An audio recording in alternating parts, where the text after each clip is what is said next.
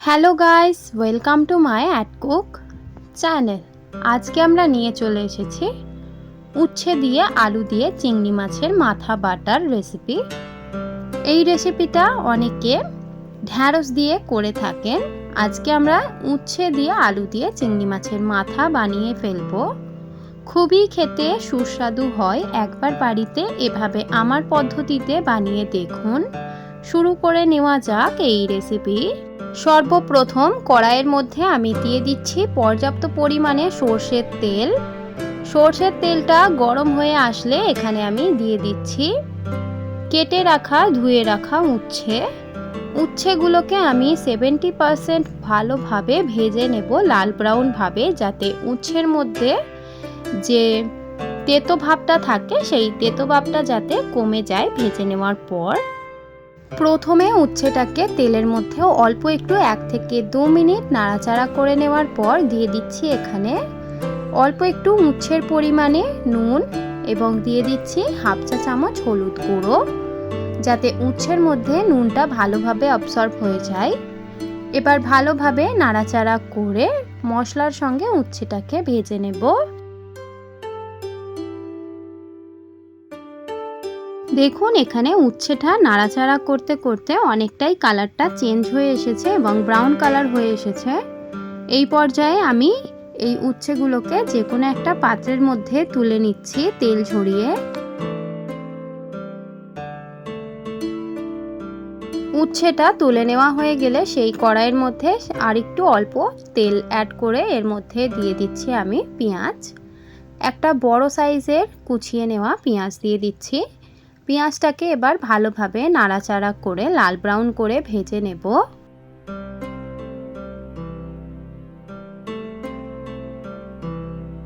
পেঁয়াজটাই দেখুন হালকা হালকা ভাবে ব্রাউন কালার আসছে। এই পর্যায়ে আমি দিয়ে দেব কয়েকটি মশলা এই রান্নাটা করে নেওয়ার জন্য। দিয়ে দিচ্ছি এখানে আমি হাফ চা চামচ হলুদ গুঁড়ো আমি আগেও দিয়েছি, তার জন্য এখানে কম পরিমাণে দিলাম। দিয়ে দিচ্ছি হাফ চা চামচ লঙ্কা গুঁড়ো, দিয়ে দিচ্ছি জিরে গুঁড়ো 1 চা চামচ এবং স্বাদ পরিমাণে নুন দিতে হবে। উচ্ছেতে নুন দিয়েছিলাম সেটাকে মাথায় রেখে দিয়ে দিচ্ছি এবার আমি এখানে কাশ্মীরি গুঁড়ো লঙ্কা প্রায় হাফ চা চামচ পরিমাণে, যাতে এই রান্নার কালারটা খুবই সুন্দর আসুক তার জন্য। এবং দিয়ে দিচ্ছি এখানে আমি 2 থেকে 1.5 চা চামচ আদা এবং রসুনের পেস্ট। এই কয়েকটি মশলা দেওয়া হয়ে গেলে ভালোভাবে নাড়াচাড়া করে কষিয়ে নিতে হবে জল দিয়ে দিয়ে এই পেঁয়াজটাকে।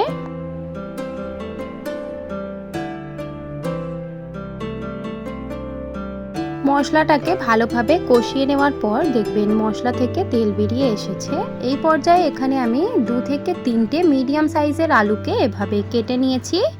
এবার আলুগুলোকে মশলার সঙ্গে ভালোভাবে নাড়াচাড়া করে কষিয়ে নিতে হবে, যাতে আলুটা আমাদের 40 থেকে 50% সিদ্ধ হয়ে যায়।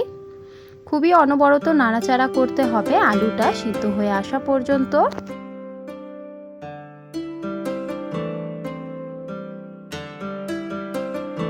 আলুটা কষিয়ে নেওয়ার সময় হালকা হালকা জল দিয়ে ভালোভাবে কষিয়ে নেওয়ার পর এখানে আলুটা সিদ্ধ হয়ে এসেছে।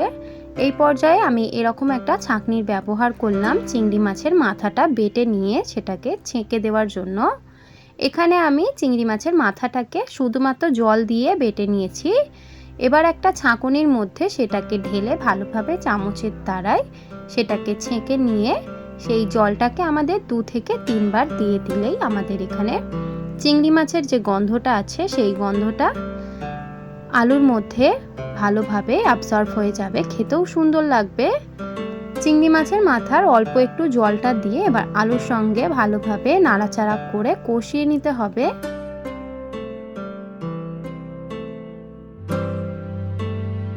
চিংড়ি মাছের মাথার জলটা অল্প একটু দিয়ে আলুটাকে কষিয়ে নেওয়ার পর এবার এই পর্যায়ে আমি দিয়ে দেব ভেজে রাখা উচ্ছেগুলো দিয়ে এবার ভালোভাবে নাড়াচাড়া করে উচ্ছের সঙ্গে আলুটাকে ভালোভাবে নাড়াচাড়া করে কষিয়ে নিতে হবে 2 থেকে 3 মিনিট। 2 থেকে 3 মিনিট উচ্ছে এবং আলুটা ভালোভাবে কষিয়ে নেওয়া হয়ে গেলে এখানে আমি এবার পুরো সব এখানে চিংড়ি মাছের মাথা বাটার জলটা দিয়ে দেব। একটা ছাঁকুনির মধ্যে দিয়ে ভালোভাবে নাড়াচাড়া করে ছেঁকে নিয়ে 2 থেকে 3 বার জলটাকে আমি দিয়ে দেব। চিংড়ি মাছের মাথার জলটা এখানে ভালোভাবে দিয়ে দেওয়ার পর এবার নাড়াচাড়া করে আমরা ঢাকা দিয়ে প্রায় 10 থেকে 15 মিনিট অপেক্ষা করব এই রান্নাটা হয়ে যাওয়া অবধি। 15 মিনিট পর ঢাকা খুললাম।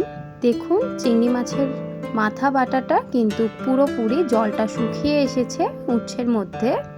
এই পর্যায়ে আমরা গ্যাসটাকে অফ করে স্ট্যান্ডিং টাইমে রেখে এটাকে সার্ভ করে নেব। খেতে খুবই সুস্বাদু হয়েছে এবং দেখতেও খুব সুন্দর লাগছে। দেখুন আমি আপনাদের দেখাচ্ছি যে এই রান্নাটার কেমন টেক্সচার এসেছে। দেখুন এই রান্নাটা দেখতে কতটা সুন্দর লাগছে এবং খেতেও ততটা সুন্দর। এই পর্যায়ে আমরা এবার ভালোভাবে ঢাকা দিয়ে স্ট্যান্ডিং টাইমে রেখে দিলাম। আশা করি আপনাদের এই ভিডিওটা ভালো লেগেছে। যদি এই ভিডিওটা আপনাদের ভালো লেগে থাকে তাহলে অবশ্যই লাইক, শেয়ার এন্ড সাবস্ক্রাইব করে দেবেন। যদি আমার চ্যানেলে আপনি নতুন হয়ে থাকেন অবশ্যই চ্যানেলটিকে সাবস্ক্রাইব করে আমার পাশে থাকবেন। দেখা হবে নেক্সট ভিডিওতে। এরকমই নতুন ভিডিও আমি আনতে চলেছি। আজকের এই ভিডিওটা দেখার জন্য অনেক অনেক ধন্যবাদ।